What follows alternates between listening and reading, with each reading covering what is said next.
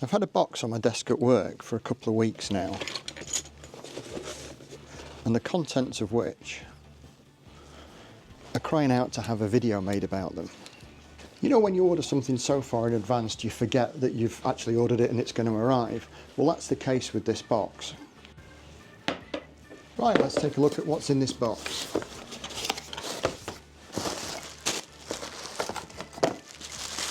Drum roll. It is Corgi's reissue, or the Corgi Collectors Club reissue of the 1966 Batmobile. Now, this is an iconic model that has cult status. Well, it does in my mind anyway. I always thought it was Corgi's third TV and film related toy, but it wasn't. First was the Saint car, which was basically a Volvo with a picture of the Saint stuck on the front that I don't think they had permission for. Next was the James Bond DB5, the Aston Martin. Then came the Avengers gift set, the new Avengers, the Emma Peel and John Steed Avengers, not the Marvel ones. And then after that, what came after that? Oh yeah, Man from U.N.C.L.E.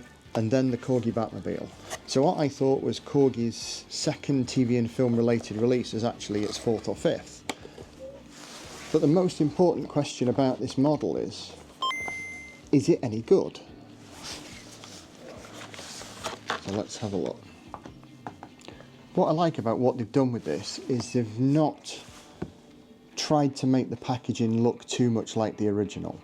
It's a bit shinier, it's got bits of blurb that I suppose they have to put on the boxes now, really.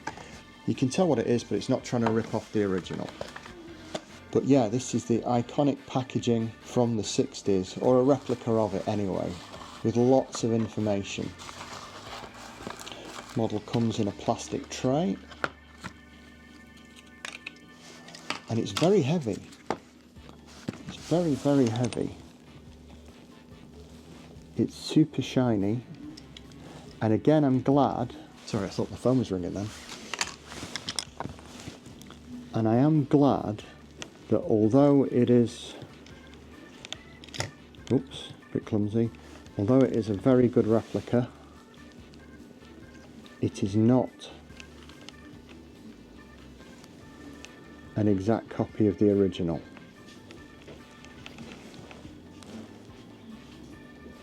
Hello there. Hiya. But a more of a faithful reproduction. The wheels are different. These are different. The chrome is chromier, if that's a word. You've got the flames at the back. You've got all the features that you remember. You've got the rocket firing mechanism, which feels different to the original one. That sounds different as well. That is different to the original. From memory, it makes a kind of clunking, pinging sound. And of course, then there is the iconic from the front there,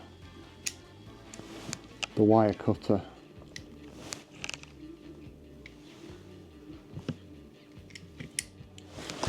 Yeah, I think they've done quite a good job of that. There's not going to be any chance of anyone passing off this is an original, but it is a very good placeholder if you can't get your hands on an original and would like one in your collection. I've been asking Corgi to make this model since about 2007, also the DB5, which they did a couple of years ago, and I think really they're going to start working their way through maybe more of the TV and film related stuff. I mean, what else could they do now? They've got the Green Hornet, you've got the Man from U.N.C.L.E. car. I don't know if they've announced, I've not looked or done any research, I don't know if they've announced any of these. I might be saying this and they're actually already in production. It only kind of wants to go in the box one way. So I wonder if it's, yeah, if you put it in the box that way, it kind of hangs off the end a bit. Just going to wait for that ice cream van to go past. Yeah, nicely done, Corgi Club. Uh-oh. Just dinged it trying to get the secret instructions out. Of course, this was always the cool feature about these early Corgi models. oops, that underneath the base here, you've got an envelope of secret instructions and your bullets. These bullets, which as it says in the Great Book of Corgi, were easily designed to pass through the digestive system of a small child, even though they'd never tested it. So those are your rockets that fire out the back there anyway, or aim for your brother and try and poke him in the eye, that kind of thing. And then in here, you got your sticker, and you've got your instructions. Your Corgi Batmobile is a highly detailed precision die-cast model incorporating all the features of the real thing. Just pop those back in there so they're safe. So really what Corgi have done is a really good job of reproducing a classic model, but distinguishing it from the original so it's easy to tell, and yet keeping a lot of the charm of the original. And I think that's maybe what I should do for my next video, is a side-by-side comparison with this one. Quickly, while I'm showing you this model, I just wanted to say thank you to all of you who've taken your time to come and visit me at the shop this summer while the kids have been off, while you've been on your holidays, or if you've just been on a day trip to Blackpool. Thank you to you, the subscribers, all you brilliant, lovely people. And if you're not a subscriber, please consider joining the channel, because there are going to be more videos coming through now that we're not as busy in the shop. But thank you to everyone who's come in, said hello, brought me cool stuff for the shop or museum, or had a chat about toys, shown me pictures of your collections. Thank you very much for doing that. And for those of you who haven't made it here, especially Chris, I know you've not been so good, so I hope all is well, and I hope I do get to see you soon.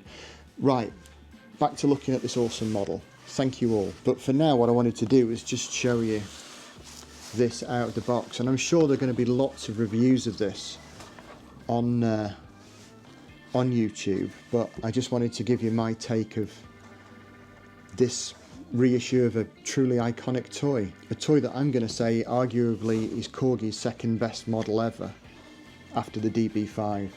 But of course I'm biased because that's one of my favourites. I've just quickly nipped up into the museum to grab my vintage Batmobile to compare it alongside this. Now, I forgot to mention earlier on, you also get a certificate with it. This model cost me $43.98 with postage from the Corgi Model Club, which is a sort of direct mailing thing, and I don't think that's too bad. I'm hoping we'll be getting a version of this to sell in the shop very soon, so if anyone wants one, you can always message me and I can shamelessly have one saved for you. But what I'm going to do now, like I say, is grab out my vintage one, and in the next video I'm going to do a side-by-side comparison of these two. So for now, I hope you've enjoyed this video. If you have, hit the like and subscribe. Take care, stay safe, and I'll see you soon for another toy video.